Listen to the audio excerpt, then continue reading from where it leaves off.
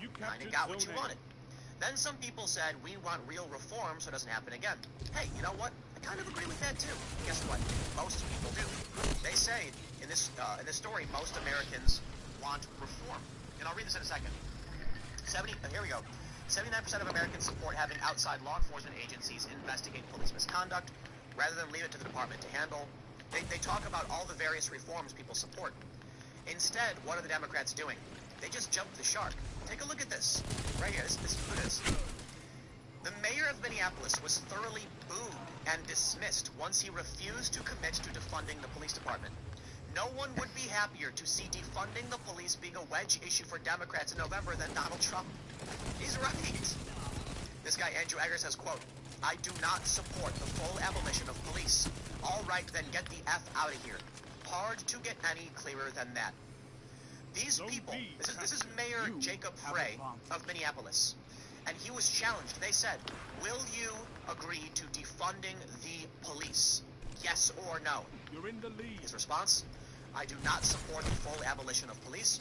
And so they all started booing him and screaming at him and telling him to get the F out of here. I think I know why he's doing it, because he realizes how insane that sounds. I'm not going to commit to that. Are you nuts? But the people, they said he's up for re-election. Go vote. Could you imagine what would happen if these people won? This is where things starting to get really scary for me. People talk about the red pill and the blue pill and all that other nonsense. But I'll tell you what, look, I've known for a long time the media lies. I know that a lot of people like Trump, but I also know a lot of people are tribalist. And because the media lies, they take the other side. I'm not interested in playing those games. But I will tell you this. Following these riots, the helicopters and the sirens near my houses, the bridges being shut down, yeah, things got scary enough for me to go and figure out how to get a gun for myself. And now we're seeing many leftists go out and buy guns for the first times in their life. Many liberals. And these seemingly gun control people now want protection. Why? It's getting crazy out there, man. And what am I hearing now? I'm hearing that there is a large contingent of people, including mainstream progressive Democrats currently serving in the House, saying, disband police. Now look, man, I've had my run-in with cops, but that to me is scary. You know why? Let's say you're one of these wrong thinkers. Let's say you're one of these people with those opinions they don't like. How many of you know that behind the scenes you might say something offensive that you would never say publicly? What happens if someone snitches on you? What happens if they show up to your house and they say, it's time to face the mob, and there's no police? What I'm trying to bring up is, we have seen overt acts of violence. We have seen activists terrorize the homes of conservatives. Notably, we saw Tucker Carlson, kind of low level, who went to his house protesting, banging on his door. But then we saw what happened to Cassandra Fairbanks. What would happen if there was no police? Now, maybe they won't be able to save you if these people are crazy and they kick your door in. But at least you have a larger contingent that follows some kind of hierarchy where the police can come in and take over if the police aren't doing it, but that you know someone's not going to ideologically impose their strange rules on you. These people who want to abolish the police, they hold a strange ideology that is violent. They're not all violent, but they tend to support it. We had one woman go on, I think it was on CNN. She was one of the authors of the 1619 Project, which was thoroughly debunked. She came and said that destroying property wasn't violence. So what would happen if these are the people who are able to get rid of police and replace them with something else? Well, then when they come and throw bricks through your window, they'll say, it's not violence, you're a bigot. Yeah, I don't think a regular person's going to want to live through that. Wow. Which brings me to the serious problem Democrats face. Take a look at this from the Cato article. They say, keep in mind, few Americans of any racial group support some or more of the radical changes demanded by some activists. For instance, few people support calls to abolish that'll police. do it. 9 in 10 black, white, and Hispanic Americans oppose reducing the number of police officers. That'll definitely do it there. And a third say their community needs more officers, the Cato survey found.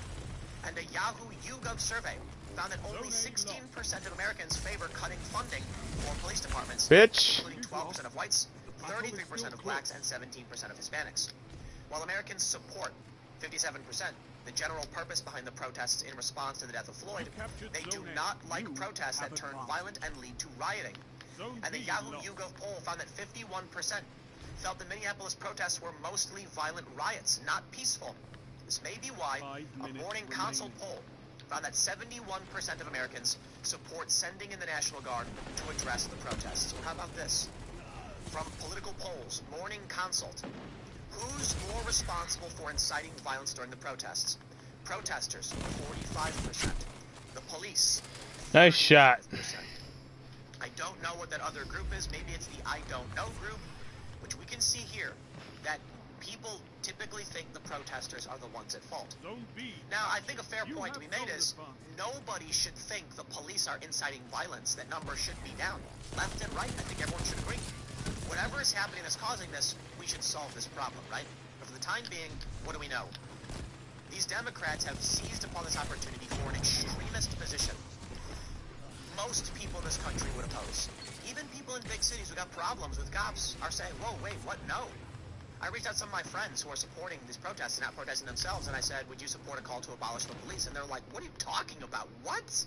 No, that's insane. And it plays right in the hands, good old Donald Trump. I don't know when this, how this happened. Check this out. This is predicted, political betting odds.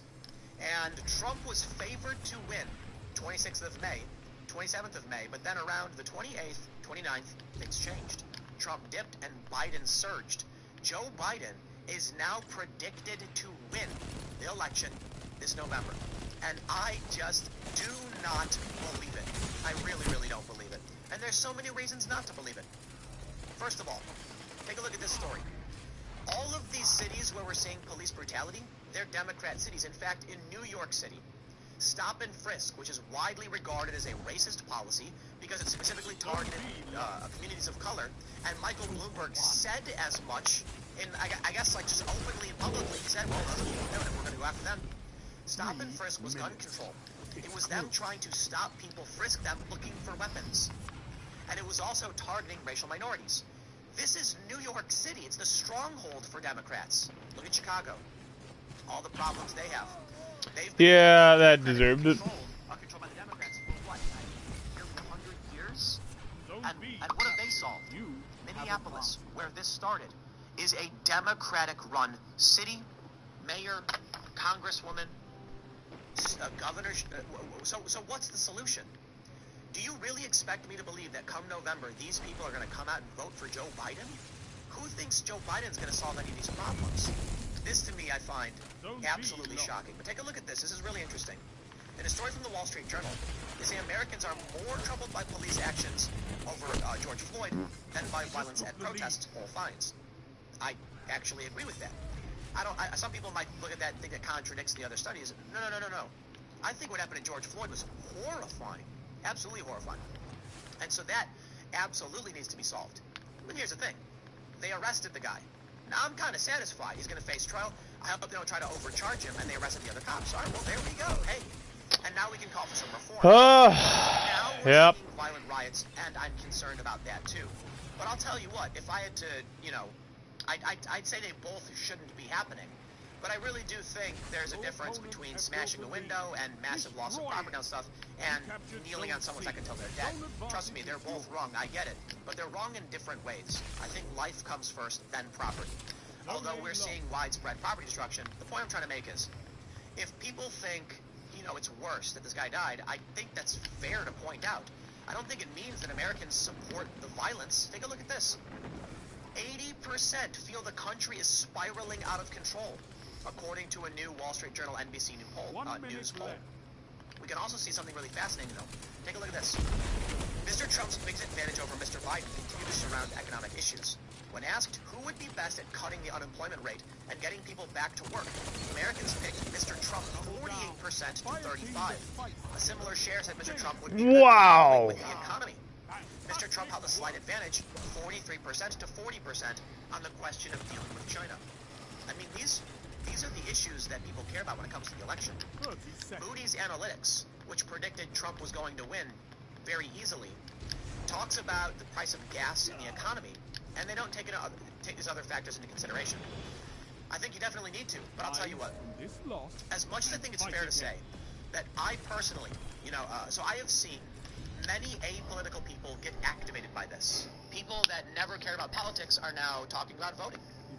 Maybe this will get young people to come out in droves in November. I just don't buy it. Sorry, I don't. You know why? It's the same hand they played back in 2016. Didn't work. Racism, bigotry, chaos. Nope, didn't work. Why would it work now?